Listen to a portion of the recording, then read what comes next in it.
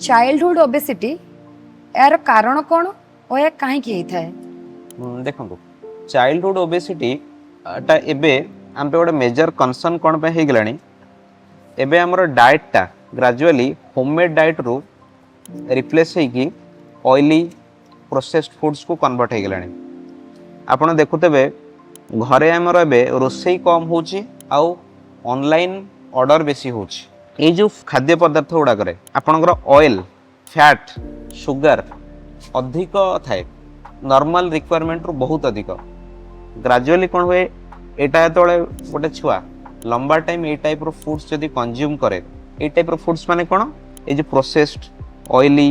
spicy highly sugary foods एरा body रे deposit हुए तो बॉडी रे डिपोजिट हम से कौन हम ना ग्रेजुअली बॉडी रे फैट और कोलेस्ट्रॉल बढ़ेबो प्लस एडिशनली एबे छुआ मानकर